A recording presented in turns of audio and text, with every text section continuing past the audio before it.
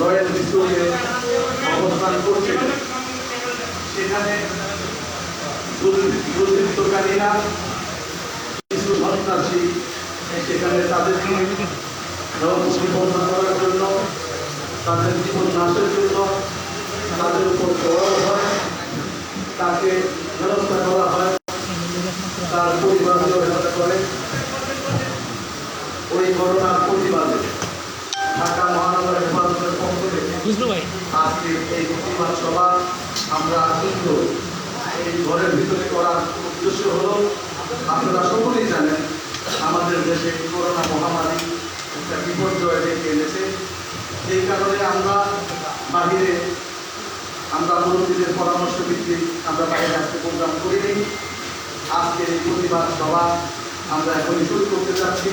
আমাদের অনেক নেতৃবৃন্দ রাস্তায় প্রচন্ড জামের ভিতরে আজকে আছেন। আপনারা জানেন আজকে লকডাউনের আগে ব্যাপক জামের সৃষ্টি হয়েছে পুরো ঢাকা শহরে। আমাদের অনেকের প্রোগ্রাম ছিল বিভিন্ন জায়গায়, আমরা কয়েকজন আসতে পারলে দীর্ঘক্ষণ এখানে চালানো যাবে না। প্রশাসন এবং হল কর্তৃপক্ষের সাথে আমাদের অনাবদ্ধ, সেই সাথে আমরা যে কয়েকজন আমার আসবে তারা বক্তব্য দেবে। আমরা আমাদের আজকে উপস্থিত হয়েছে আমরা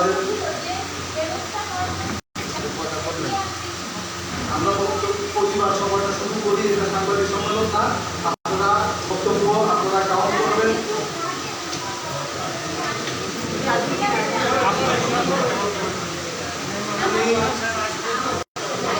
উনি রাস্তা আছেন, আপনারা জানেন একটু আগে 10 মিনিট আগে উনি একটি লাইভ আর উনি একটা বক্তব্য দিয়েছেন আদার্স একটা করতেছেন, উনি জানাবেন, আমরা আপনাদের জানাই দেব। আমাদের আজকের এই প্রতিবাদ সভা এখন ইনশাআল্লাহ আলোচনা শুরু হবে। শুরুতেই কোরআনের মাওলানা আহমদ কবির।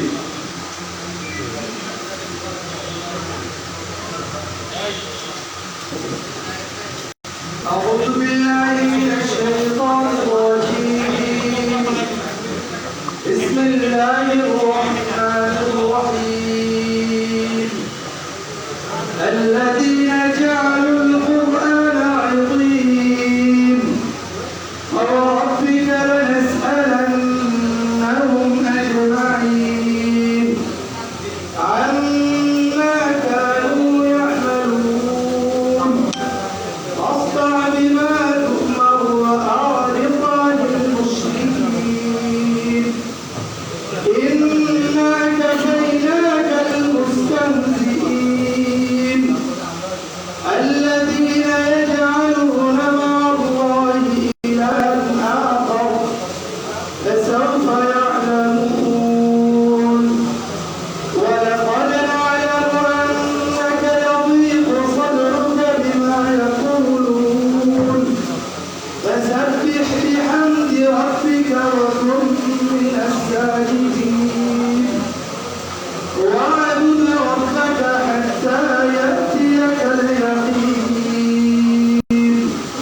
صدق الله العظيم.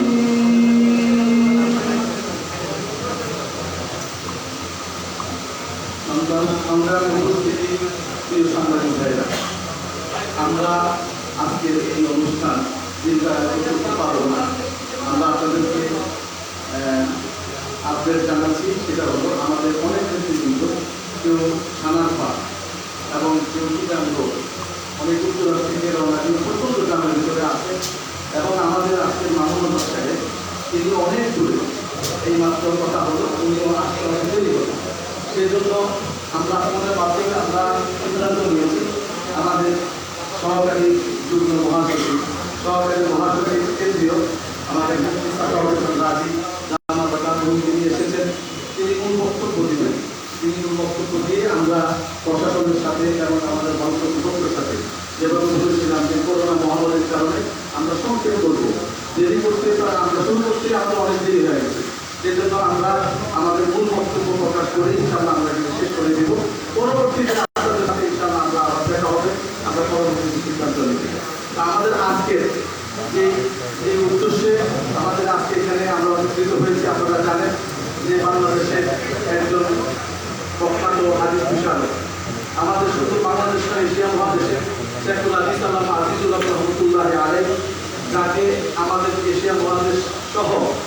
বিশ্বে আমরা সকলে চিনি, সেটা হচ্ছে বুখারী শরীফের সর্বপ্রথম বাংলা যে অনুবাদ করেছেন শেখুল হাদিস, তার অসংখ্য লক্ষ ছাত্রবৃন্দ সারা পৃথিবী ছড়িয়ে আছেন। তারই সন্তান শেখুল হাদিস মাওলানা মামুনুল হক।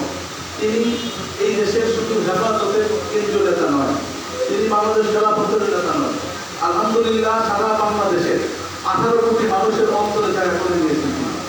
তিনি সত্যকে সবসময় সত্য হিসাবে তিনি বলেন, মিথ্যার বিরুদ্ধে তিনি লড়াই করেন। তিনি রাষ্ট্রকে রাষ্ট্র বলেন, দিনকে দিন বলেন। তিনি কারো রক্তচক্ষুকে কখনো উনি ভয় পান না। তিনি সকল প্রতিকূলতা তিনি মারিয়ে তিনি এই পর্যায়ে এসেছেন। তিনি ছাত্র জমানা থেকে একজন মেধাবী ছাত্র ছিলেন। তার সম্পর্কে আপনারা সকলেই জানেন। এবং সারা পৃথিবীতে এখন আমাদের যেহেতু আমাদের যে ডিজিটাল আমাদের রাষ্ট্র, ডিজিটাল রাষ্ট্র হিসাবে আমরা এখন যে ফেসবুক, আমাদের যে সোশ্যাল মিডিয়া, যেটাকে আমরা খুলি, তার সম্পর্কে আপনারা অর্থাৎ জানতে পারবেন। আজকে মামুনুল হক সাহেব সারা পৃথিবী, সারা বাংলাদেশে যখন সকল মানুষের অন্তরে জায়গা করে দিয়েছে, তখন হিংসুকেরা এবং কিছু দুষ্কৃতিকারী এবং কিছু স্বার্থন্বেষী যারা সবসময় স্বাধীনতার পরবর্তী 50 বছর পর্যন্ত যখন কখনো কোনো মানুষ কোনো সম্মান মর্যাদা, দেশের শান্তি সুরক্ষা এবং দেশের নেতৃত্বের জন্য যখন সাম্যগ্রসর হয়, তখনই তার বিরুদ্ধে রাষ্ট্র সহ সকল সেই পেশি শক্তি, ইহুদি খ্রিস্টানদের দালাল, ভারতীয় দালালরা তখন ঐক্যবদ্ধ হয়ে তাকে প্রতিরোধ করার জন্য চেষ্টা করে। এটা আমরা অনেক আগ থেকে দেখে আসছি। আলহামদুলিল্লাহ এদিকে মামুনুল হক সাহেবের বিরুদ্ধে যেমন এখন সারা রাষ্ট্রযন্ত্র সহ মাননীয় প্রধানমন্ত্রী সহ জাতীয় সংসদে, পবিত্র সংসদে আমাদের মন্ত্রীরা পর্যন্ত মিথ্যা সংবাদকে তারা প্রচার করতেছেন, যেভাবে তার পিছনে উঠে পড়ে লেগেছেন। এর আগেও হাবিব ইউসুফ রহমতুল্লাহের বিরুদ্ধে উঠে পড়ে লেগেছিলেন, আলহামদুলিল্লাহ কিছুই করতে পারেন নাই। আমাদের শেখুল হাদিস আল্লামা আব্দুল হকের বিরুদ্ধে আপনারা অনেক ষড়যন্ত্র করেছেন, কিছুই করতে পারেননি। মুফতি আমিন রহমতুল্লাহের বিরুদ্ধে অনেক ষড়যন্ত্র হয়েছে, কিছুই করতে পারেননি। চরমনের মরহুম হযরতের বিরুদ্ধে অনেক ষড়যন্ত্র হয়েছে, কিছুই করতে পারেননি। বাংলাদেশে উলামায়ে কেরাম ছিল, বর্তমানে আছে, কিয়ামত পর্যন্ত বাংলাদেশে ইসলামী নেতৃত্ব থাকবে ইনশাআল্লাহ। মামুনুল হক কে আসলো, কে গেল, কে পক্ষে বললো, কে বিপক্ষে বললো, হেফাজত ইসলাম তা গ্রহণ করবে না। অসংখ্য মামুনুল হক সারা বাংলার ঘরে ঘরে ইনশাআল্লাহ তৈরি আছে। এখনই আপনাদের সামনে আমাদের আজকের এই প্রতিবাদ সভার বক্তব্য পেশ করবেন হেফাজত ইসলাম বাংলাদেশের সহকারী মহাসচিব, বাংলাদেশের প্রখ্যাত আলিম দ্বীন, মুজাহিদে মিল্লাত, মুফতি আমিন রহমতুল্লাহ আলাইহির জামাতা হযরত মাওলানা সাখাওয়াত হোসেন রাজি দামাত বরকাতুহু, তিনি মূল বক্তব্য পেশ করবেন। এরপর ইনশাআল্লাহ মুনাজাতের মাধ্যমে আমাদের বক্তব্য আমাদের অনুষ্ঠান শেষ হবে।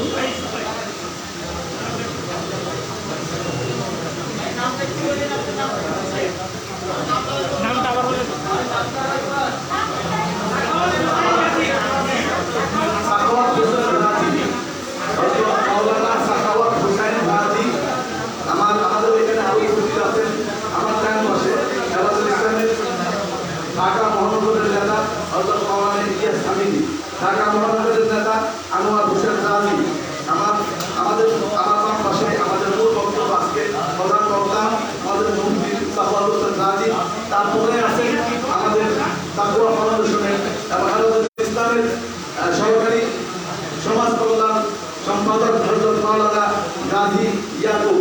এরপরে আছেন আমাদের ঢাকা মহানগরের নেতা তাফাজ্জুল হোসেন আজিজ। এরপরে আছেন হযরত মাওলানা হারুন রশিদ। তারপরে আছেন ঢাকা মহানগরের নেতা ফজলুর রহমান। আমাদের আরো অন্যান্য কেন্দ্রীয় নেতৃবৃন্দ রয়েছেন। এখন আপনাদের সামনে আমাদের মূল বক্তব্য আজকে প্রধান বক্তব্য পেশ করবেন হযরত মাওলানা সাখাওয়াত হোসেন রাজি।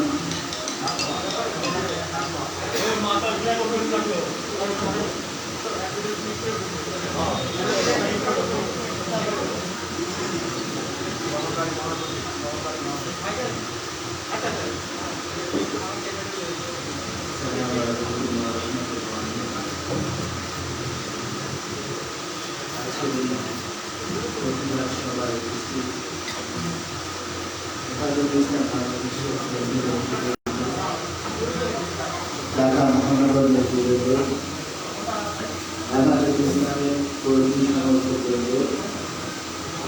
এবং জাতির বিবেক সংগ্রামী সম্মানিত সাংবাদিক বন্ধুদের, কেন আজকে এই প্রতিবাদ সভা আয়োজন করা হয়েছে এবং আমাদেরকে খুব দ্রুতই এই প্রতিবাদ সভা শেষ করতে হবে। কিছুক্ষণ আগে আমরা নিজে দেখেছি আগামীকাল ভোর ৬টা থেকে লকডাউন শুরু হচ্ছে। মূলত কিছু কথা বলবার জন্য, কিছু বিষয় আপনাদের সঙ্গে শেয়ার করবার জন্য, যদিও ইতিমধ্যে ঘটনার আদুপান্ত আপনারা জেনে গেছেন, তারপরে আমরা আমাদের দেখা যায় না, আমরা আমাদের আক্রান্ত দুঃখজনক এবং ভারাক্রান্ত হৃদয় থেকে কিছু কথা থাকে। মূলত কদিন আগে বাংলাদেশে এসেছিলেন আমাদের প্রতিবেশী রাষ্ট্রের প্রধানমন্ত্রী নরেন্দ্র মোদী। মোদীকে কেন্দ্র করে দেশে একটি উত্তেজনাপূর্ণ পরিস্থিতির সৃষ্টি হয়। আমাদের ইসলাম প্রচন্ডভাবে মোদী বাংলাদেশে আসন এক বিরোধী হওয়া সত্ত্বেও শেষ পর্যায়ে কর্মসূচি প্রদান করা থেকে বিরত হয়েছে। কারণ একটাই, দেশের মানুষ নরেন্দ্র মোদীর উপর যতটা ক্ষুব্ধ ছিল, যদি আমরা কোনো কর্মসূচি দিতাম তাহলে তার রাষ্ট্র সরকার কিংবা আমাদের জন্য সেই কর্মসূচি নিয়ন্ত্রণ করা সম্ভব হতো না। প্রচন্ড ক্ষোভ এবং ঘৃণা থাকা সত্ত্বেও আমরা নরেন্দ্র মোদীকে কেন্দ্র করে কর্মসূচি দেওয়ার এবং স্বাধীনতার রজত জয়ন্তী উপলক্ষে আমরা মনে করেছি, যদিও এবারকার যে স্বাধীনতার রজত জয়ন্তী উদযাপন হয়েছে এটা এখন বাকি সরকারি বলে লোকেরা করেছে এবং তারা তাদের বক্তৃতায় বলেছে তাদের এই উদযাপন অনুষ্ঠান তাদের দেশের মানুষের সরকার তৈরি হয়েছে। তারপরেও দেশপ্রেমের জায়গা থেকে আমরা কোনো ধরনের কোনো কর্মসূচি নিই না। কিন্তু দেশের মানুষ যেহেতু ক্ষুব্ধ, দেশের মানুষ যেহেতু প্রচন্ড ঘৃণা করে মোদীকে এবং তারা অধিকার রাখে আন্দোলন করতে পারবে, সংগ্রাম করতে পারবে, আমরা তাই দেখেছি বাইতুল মোকাররমে সাধারণ মুসল্লিরা সেখানে প্রতিবাদ মুখর হয়েছে। আপনারাও দেখেছেন, অনেক টেলিভিশন লাইভ প্রচার করেছে। যখন বাইতুল মোকাররম মসজিদের জুমার নামাজ চলছে তখন আমরা দেখছি একদল সশস্ত্র রামদা হাতিনি, লাঠি, ছোটা হাতিনি, হ্যান্ডমেড বাহিনী, তারা প্রস্তুত তখন মুসল্লিরা নামাজ শেষ করবে তাদের উপর আক্রমণ করবে। এই সত্য এবং বাস্তবতাকে ঢাকার জন্য যত ধরনের প্রলাপ, যত ধরনের মিথ্যা বলা হোক না কেন কোনোদিনই সম্ভব হবে না। সূর্য যখন উঠে আমি হাত দিয়ে আমার চোখ ডাকলে সূর্যের আলো ম্লান হয়ে যায়, সত্য কখনো ম্লান হয় না।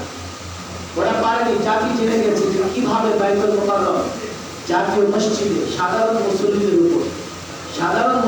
উপর সেদিন কোনো দলের প্রোগ্রাম ছিল না, সেখানে কোনো দলের নেতাও ছিল না। এদেশের মানুষ ভোটের জায়গা থেকে, অধিকারের জায়গা থেকে সেদিন বাইতুল মোকাররমের মৃত্যু রেখে মাত্র স্লোগান দিয়েছে, রাজপথেও নামতে পারে, তাদের উপরে বর্বরতা, নৃশংসতা চালানো হয়েছে। এর পরিপ্রেক্ষিতে বাংলাদেশের আরো কিছু জায়গায় যখন জাতীয় মসজিদকে রক্ষার্থ করা হয়েছে, যখন জাতীয় মসজিদে অসংখ্য আহত কাতরাচ্ছে, তারা টেলিভিশনে সামাজিক যোগাযোগ মাধ্যমে দেখছে তাদেরকে চিকিৎসা যোগ্য দেওয়া হচ্ছে না, মসজিদ থেকে বেরোতে দেওয়া হচ্ছে না, তখন বাংলাদেশের নানা জায়গায় এই ক্ষোভের আগুন ছড়িয়ে পড়ে হাটাজারি মাদ্রাসার প্রাঙ্গণ এবং রাস্তায়। হাটাজারি মাদ্রাসায় যে ঘটনা ঘটেছে, আপনাদের মিডিয়াতে তো অনেক কিছু প্রচার করা হয়, কিন্তু আপনারা এখন পর্যন্ত প্রচার করতে পারলেন না। থানা কর্তৃপক্ষ একটা সিসিটিভি ফুটেজ, কেন সেই থানায় সিসিটিভি নেই? কারা থানা আক্রমণ করেছে, কারা থানার সামনে পর্যন্ত গিয়েছে, দূর থেকে ঢিল মারলে তাকে গুলি করতে হবে? কতটা আক্রান্ত হয়েছে থানা, কোথায় আঘাতপ্রাপ্ত হয়েছে থানা, আজ পর্যন্ত কোনো মিডিয়া তা দেখাতে পারেনি। শুধুমাত্র আঘাত করেছে, আক্রমণ করেছে। কোথায় গুলি করেছে? টিয়ারসেল নিক্ষেপ করেছে না, সরাসরি গুলি করেছে বুকে, পিঠে। যারা শহীদ হয়েছে তাদের লাশগুলো দেখেনি, তাদের বুকে পিঠে গুলি করা হয়েছে। এটি কোনো বিক্ষোভ কিংবা কোনো মিছিলকে প্রতিহত করবার জন্য না, এটা একটা পরিকল্পনা। আমি মনে করি যে এটা একটা নৃশংসতার অংশ ছিল, পূর্ব পরিকল্পিত ভাবে পূর্ব পরিকল্পিত ভাবে সেই মিছিলে প্রকাশ্যে গুলি করা হয়েছে। এরপরে ব্রাহ্মণবাড়িয়ায় যে ঘটনা ঘটেছে, মিডিয়া শুধু বলে হেফাজতের তাণ্ডব। কেন আপনারা এত মিডিয়া ছিলেন? রাস্তায় চার জ্বালানে বিক্ষুব্ধ জনতা ঢিল নিক্ষেপ করে তাণ্ডব হয়। বাংলাদেশের কোন মিছিল, কোন দল এটা টায়ার জ্বালায় না, রাস্তায় আগুন জ্বালায় না, ঢিল নিক্ষেপ করে না? তখন তো আপনারা তাণ্ডব বললেন না। আর সরকারি কিছু স্থাপনা আঘাত করা হয়েছে, আমরা বলেছি কে আঘাত করেছে, কারা করেছে, কেন মিডিয়া সেগুলো প্রকাশ করছে না? আমরা দেখেছি সেই সাকিয়ার ঘটনা, সুনামগঞ্জের ঘটনা ঘটবার পরেই মিডিয়া বলে দিয়েছে যে হেফাজতের লোকেরা করেছে, পরে ধরা পড়েছে সরকারি দলের লোকেরা। আমরা অনুরোধ করবো আপনারা জাতির বিবেক, সত্য এবং বস্তুনিষ্ঠ সংবাদ প্রচার করবেন। এবং আপনারা জেনে রাখবেন, সাংবাদিক কিংবা সংবাদ মাধ্যম মিডিয়াকে চ্যালেঞ্জ করবার মতো সামাজিক যোগাযোগ মাধ্যম বড় একটা শক্তি অর্জন করে ফেলেছে। আপনারা লুকায়িত রাখলেও কোনো বিষয় সামাজিক যোগাযোগ মাধ্যমে তা লুকায়িত থাকে না। এর পরক্ষণে হেফাজতে ইসলাম বাধ্য হয়েছে। হেফাজতে ইসলাম গণমানুষের কথা বলে, হেফাজতে ইসলাম মাজলুম জনতার কথা বলে। হেফাজতে ইসলাম এই জন্যই 18 কোটি জনতার সংগঠন হেফাজতে ইসলাম। এটা কোনো ব্যক্তি বিশেষ কিংবা কোনো ব্যক্তি কেন্দ্রিক দল নয়। এই দলে সব দলের লোকেরা আছে, এই দলের সঙ্গে সব দলের লোকদের সহযোগিতা আছে। এটা যেদিন থেকে হেফাজতে ইসলাম গঠিত হয়েছে সেদিন থেকে আমরা দেখেছি হেফাজতের সঙ্গে দেশের সকল শ্রেণীর মানুষ রয়েছে। কেন? হেফাজত কখনই চায় না জোর করে গদি দখল করবে, টেন্ডারবাজি করবে, ব্যক্তি স্বার্থ উদ্ধার করবে। যেখানে জনতা মাজলুম হবে হেফাজত তার পক্ষে কথা বলবে, যেখানে ঈমান আক্রান্ত হবে হেফাজত তার পক্ষে কথা বলবে, ইসলাম আক্রান্ত হবে হেফাজত ইসলামের পক্ষে কথা বলবে, দেশের মানুষের পক্ষে কথা বলবে। এটাই হচ্ছে হেফাজতে ইসলাম। তো আজকের সাংবাদিক ভাইদেরকে আমি কথাও বলে দিতে চাই, হেফাজতে ইসলাম রাজনীতি করে না, গদি দখলের জন্য চেষ্টাও করে না। তবে হেফাজতের সঙ্গে কেউ যদি সংঘর্ষে লিপ্ত হয় তার গদি টিকবে না, গদিটা থাকবে না। আপনারা বলবেন হেফাজতে ইসলাম মিছিল মিটিংয়ের রাজনীতিও করে না। আমরা প্রতীকী প্রতিবাদ হিসেবে মিছিল মিটিং করি। আপনাদের মনে রাখতে হবে, আমি কথা বলছি ইনশাআল্লাহ, আমি প্রশ্ন শুনবো আপনাদের। হেফাজতে ইসলাম মিছিল করেছে, মিটিং করেছে, হরতাল করেছে, এগুলোর উপর আস্থা বিশ্বাসের জায়গা থেকে না, এটা একটা প্রতীকী প্রতিবাদ। হেফাজতে ইসলাম মূলত সর্বময় ক্ষমতার অধিকারী, আল্লাহর উপর বিশ্বাস এবং আস্থা রাখে। এবং আমরা মনে করি প্রকৃত ফয়সালা আল্লাহই করবেন, আল্লাহই ফয়সালা করবেন এবং সত্য মিথ্যার মধ্যে দেয়াল আল্লাহই তৈরি করে দেবেন। আজকে যা করা হচ্ছে, একজন সতী সাথী নারীর উপরে অপবাদ লাগানো হচ্ছে। আপনাদেরকে ক্লিয়ার করি, কোরআনে কারিমে এই বিষয়ে স্পষ্ট উল্লেখ আছে, যদি কোনো সতী সাথী নারীর উপরে অপবাদ লাগানো হয় তার উপরে আল্লাহর গজব অনিবার্য। অনেকে অনেক রকমের চিন্তা করে, আমরা মনে করি সরকার দীর্ঘদিন থাকবে, মাননীয় প্রধানমন্ত্রী যতদিন সুস্থ থাকবেন হয়তো তিনি ততদিন থাকবেন।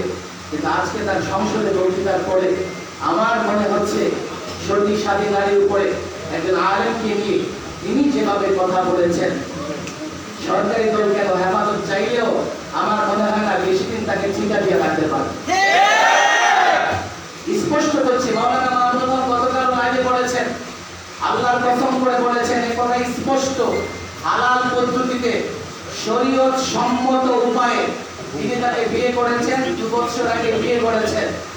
এরপরে যদি কেউ মনে করে মাওলানা মাহমুদ সাহেবের কাছে তথ্য চাইতে পারে, কিন্তু গতকাল যা ঘটনা ঘটেছে আপনি দেখেছেন ফেসবুকের লাইভে, পুলিশ কর্মকর্তা সেখানে উপস্থিত ছিল, সাথে নাকি কিছু সাংবাদিক ছিল, তাদের বক্তব্য শুনে হয়েছে ওরা সাংঘাতিক ধরনের কেউ হবে, সাংবাদিক হবে না। ওরা দেখেন কি করেছে, যদি আমি ধরে নিলাম মামুনুল হক সাহেব সেখানে গিয়েছেন, তাকে সন্দেহ করেছে প্রশাসন, তাকে আটক করবে, যে বিষয়ে সন্দেহ করেছে জিজ্ঞাসাবাদ করবে, প্রয়োজনে তাকে থানায় নিয়ে আসবে। 10টা মোবাইল একসঙ্গে লাইভ দিয়ে তাকে আক্রমণ করা, একজন পর্দানিশী নারীর পর্দা খুলে দেওয়া, হিজাব খুলে দেওয়ার জন্য তার দিকে টেনে যাওয়া, একসঙ্গে 10 জন 20 জন যুবক তাকে আক্রমণ করা, এটা কোন ধরনের সাংবাদিকতা? আমি জানি সেগুলো সাংবাদিক ছিল না, কারণ সাংবাদিকদের আচরণ এমন হতে পারে না। সাংবাদিকরা কখন আসবে? পুলিশ তাকে আটক করেছে, তার বিরুদ্ধে অভিযোগ করেছে, সাংবাদিকদের এসে তার বক্তব্য দিতে পারে। সাংবাদিকরা কারো কাছে কাবিননামা চাইতে পারে না, কেউ কাবিননামা নিয়ে কোথাও ঘুরতে যায় না। সাংবাদিকরা তারা সাংবাদিক নয়, এবং তারা লাইভে সেগুলো বলেছে। একজন সে পরিচয় দিয়েছে সে থানার ছাত্রলীগের সভাপতি, আরেকজন পরিচয় দিয়েছে সে ওই থানার যুবলীগের সভাপতি। এই ঘটনাগুলো তাদের ক্যামেরায় এবং নারায়ণগঞ্জের কিছু অনলাইন আমরা দেখেছি, অনলাইন নিউজ পেপার হয়তো নিউজ পোর্টাল, তাদের যে ফেসবুক পেজ আছে সেখান থেকে আমরা প্রকাশ্যে দেখেছি এইভাবে তাকে হেনস্থা করা হয়েছে। সেখানে যদি প্রশাসন কিংবা সাংবাদিক ভাইরা কোনো তথ্যের জন্য যেতেন তাহলে এতটা মারমুখী আচরণ, এতটা হেনস্থা একজন আলেমকে করতে পারেন না, একজন পর্দানিশীল নারীর দিকে এভাবে তেড়ে যেতে পারেন না। সেখানে তো হাজার লোক ছিল না, একটা মামলা সাহেব ছিল, সেখানে তার সঙ্গে তার স্ত্রী ছিল। স্পষ্ট বক্তৃতা দেওয়ার পরেও সন্ত্রাসী কায়দায় তাকে হেনস্থা করা হয়েছে। গোটা জাতি দেখেছে, গোটা জাতি দেখেছে। এটা কত বড় নির্লজ্জ এবং বেহায়াপনা হতে পারে যে একজন নারীর দিকে, আজকে নারী অধিকারের কথা বলা হয়, একজন নারীর চরিত্র নিয়ে এইভাবে জাতীয় সংসদে কি করে বক্তৃতা রাখা হয়, কি করে আমি বুঝি না, কি করে জাতীয় সংসদের মতো একটি পবিত্র জায়গায় একটি নারীর চরিত্র নিয়ে এইভাবে কথা বলা যেতে পারে, কি ধরনের বক্তব্য হতে পারে। সাংবাদিক বন্ধুগণ, সাংবাদিক উপস্থিতি আপনারা সকলেই জানেন কালকে কি ঘটেছে।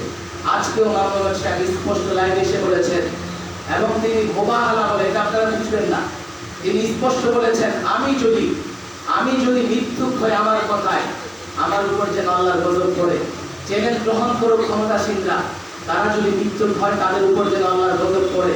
আল্লাহর কসম করে বলি, আপনাদেরকে ভয় দেখানোর জন্য না, আমার বিশ্বাসের জায়গা থেকে বলি, হযরত ইউসুফ আলাইহিস সালামের উপরে চারিত্রিক অপবাদ লাগানো হয়েছিল। হযরত মুসা আলাইহিস সালামের উপরে নমরুদ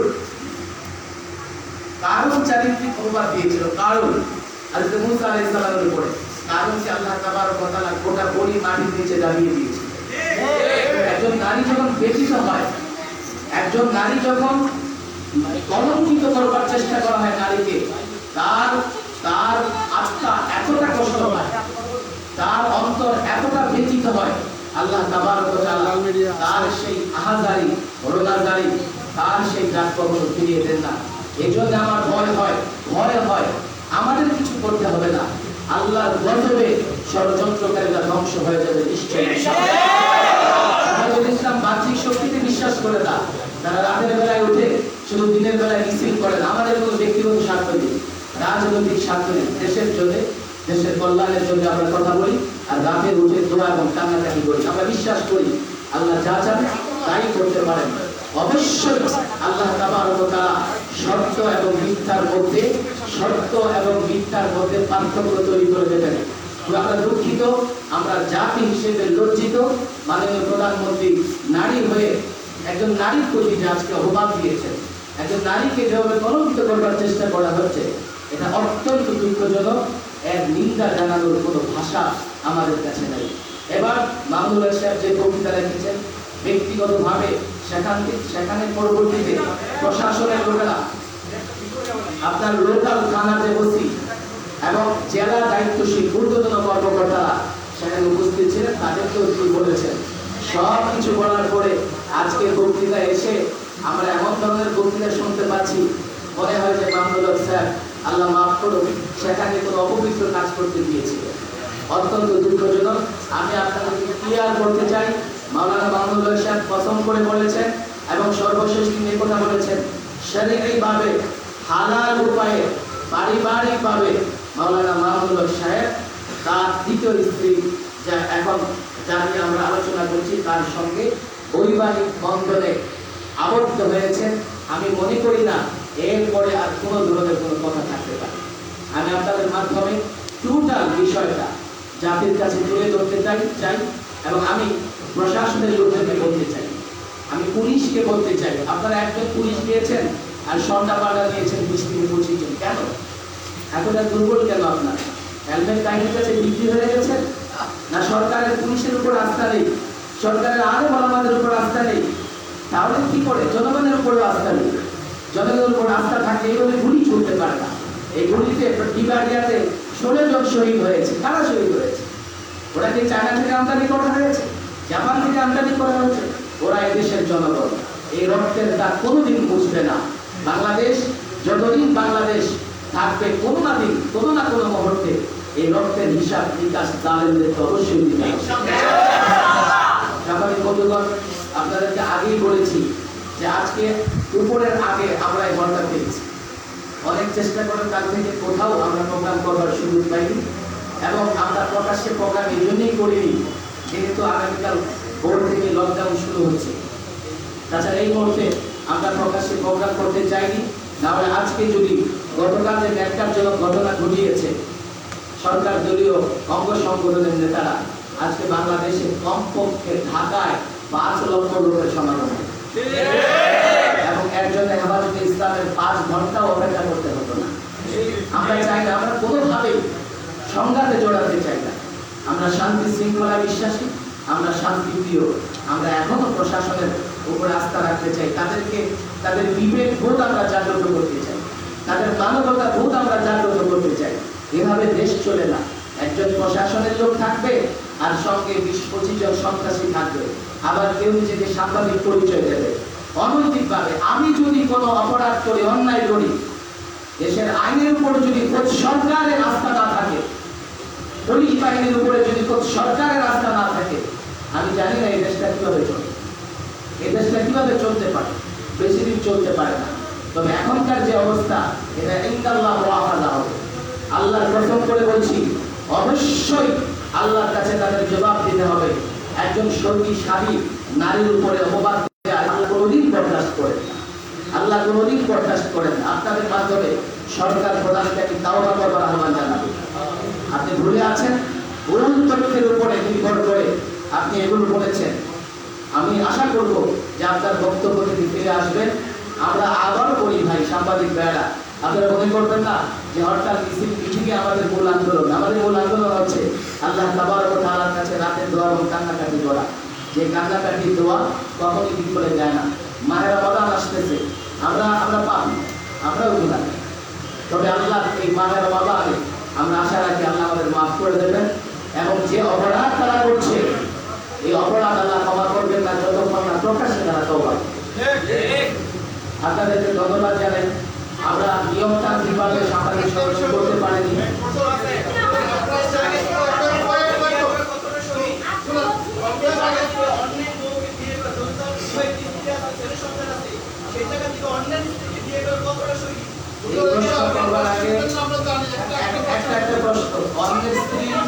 এই প্রশ্ন করবার আগে সাংবাদিক ভাই, আপনি আগে বলেন, আপনি কি করে জানেন ওদের স্ত্রী?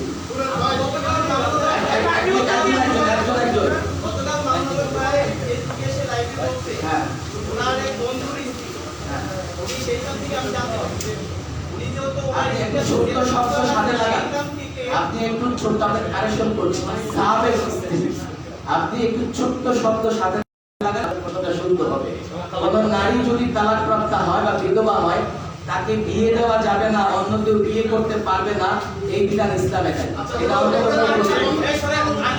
আরেকটা প্রশ্ন, সেটা হলো আপনি একজন নারী সেখানে হেনস্থা করা হয়েছে। আমরা জানি যে কোনো কর্মসূচিতে আপনারা বারবার নারীদেরকে টার্গেট করেছেন, যারা সাংবাদিক আমাদের সহকর্মী। গত প্রোগ্রামে কয়েকজন নারীকে আপনারা টার্গেট করেছেন, আজকে নারীর কথা বলছেন, আমাদের খুব ভালো লেগেছে। কিন্তু আপনাদের এই ধরনের প্রোগ্রামে বারবার কেন আপনারা আমাদের সংবাদকর্মী যারা নারীরা তারা টার্গেট হচ্ছে, আপনার বক্তব্য অত্যন্ত সুন্দর প্রশ্ন। নারীদের টার্গেট হচ্ছে, এটা কোনোভাবেই আর সত্যতা নেই। আগে পর্যন্ত হেফাজত কখনোই কোনো নারীকে টার্গেট করতেই পারে না। আমরা নারী অধিকারে বিশ্বাসী, আমরা নারী মর্যাদায় বিশ্বাসী। আমরা মনে করি মর্যাদার দিক থেকে একটা নারী কোনোভাবেই কোনো পুরুষের চেয়ে কম। আরেকটা বিষয় আপনি বলেন, একটু খোলাসা করেন প্লিজ। সেটা হলো কালকে আপনার তার কয়েকটা আপনার কল রেকর্ড, আপনার টেপ রেকর্ড আপনার ভাইরাল হয়েছে। সেখানে এর আগে আপনাকে আপনি শেষ করেন, এর আগে আপনি বলেন ডিজিটাল আইনে ফোন আলাপ রেকর্ড করবার পরে ডিজিটাল আইনে তার কয় বছর শাস্তি হতে পারে? আমার প্রশ্ন উত্তর আপনি দেন, কয় বছর শাস্তি হতে পারে?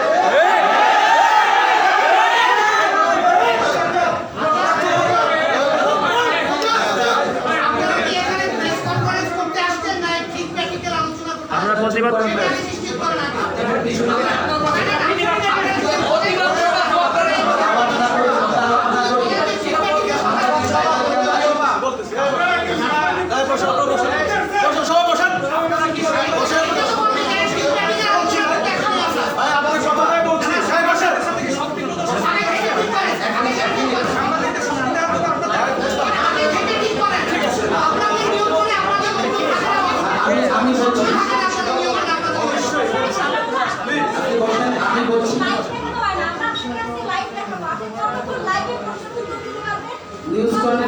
আপনি বসেন, আপনি বলছি শোনেন, এই যে ফোন আলাপ রেকর্ড হচ্ছে, সাংবাদিক বসেন, আপনি কথা বলছেন, এই যে আমি ফোন আলাপ নিয়ে কথা বলছি, এই যে ফোন আলাপ কোনো ফাঁস হচ্ছে না।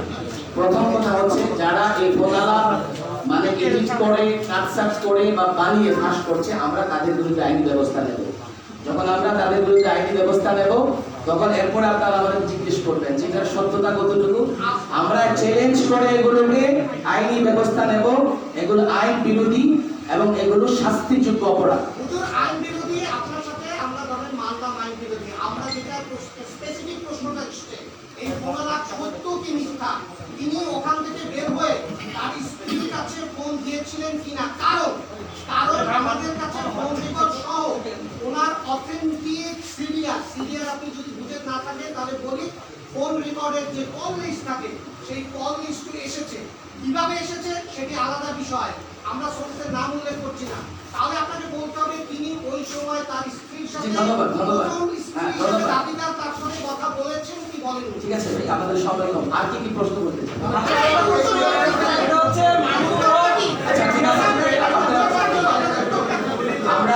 আমি সর্বশেষ প্রশ্নের উত্তর দিচ্ছি, এরপরে দেখেন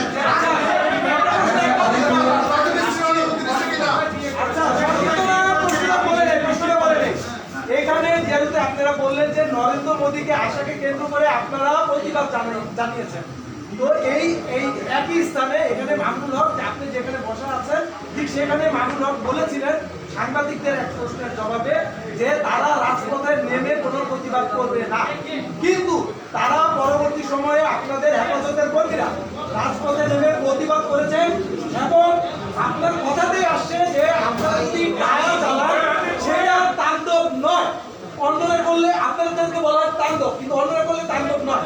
সেই ক্ষেত্রে কয়েকটা গণমাধ্যম কর্মীদের গাড়ি ভাঙচুর করা হয়েছে, নারী কর্মীদেরকে আঘাত করা হয়েছে, বিভিন্ন সাংবাদিকদেরকে আঘাত করা হয়েছে। সেই বিষয়টা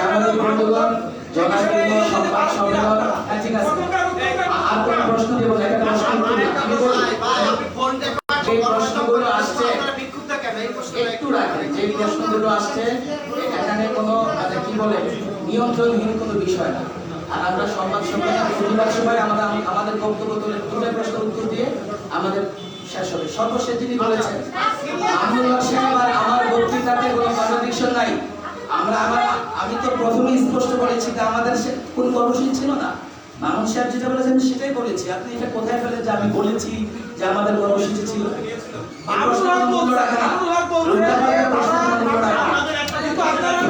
বিষয়ে আমি ক্লিয়ার করি।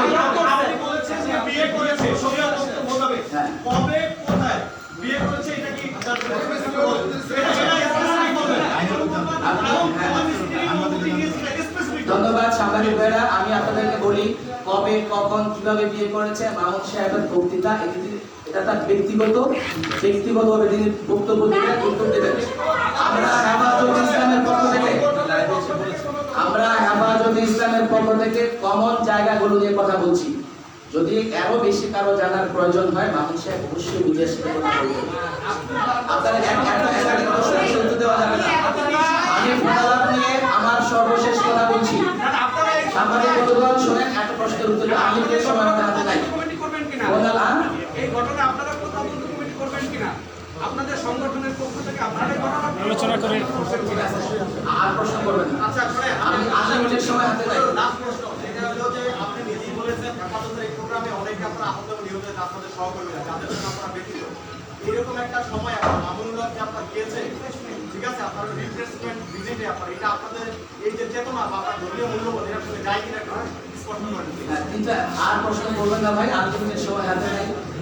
ফোন রেকর্ডের যে বিষয়টা আসছে, আমরা বাংলাদেশে মানে সত্য দেখেছি ফোন রেকর্ডের তেলাসমতি কি। আমরা এটা আইনিভাবে মোকাবেলা করবো, সেটা আপনাদেরকে বলেছি। অবশ্যই আইনি মোকাবেলা করবো। দ্বিতীয় বিষয় হচ্ছে দেখেন মামুন সাহেব কোথায় গিয়েছে, একেবারে সোনারগাঁ, ঢাকা থেকে 20 মিনিট চলে সোনারগাঁয়ে যাওয়া যায়। সেখানে ঘুরতে গিয়েছেন, নিরাপত্তার জন্য একটা রিসোর্টে তিনি উঠেছেন। এটা আপনার কাছে ব্যক্তিগতভাবে বা কারোর কাছে আপত্তিকর মনে হতে পারে, কিন্তু ব্যক্তিগত কারোর কাছে আপত্তিকর মনে হলেও সবার কাছে সেটা আপত্তিকর মনে হবে এটা জরুরি না। আমি মনে করছি যে আপনাদের কাছে মূল বিষয়গুলো দেখেন, আজকে আমরা যে সন্ত্রাসের শিকার, আপনি দেখেন কালকে আপনিও ছাড়া পাবেন না, এবং আপনারাও অনেকবার এই যে সাগরণে এখনো এই হত্যাকাণ্ডের বিচার পাই। আমরা জনগণের পক্ষে কথা বলি, আশা করি আপনারা আমাদের সঙ্গে থাকবেন।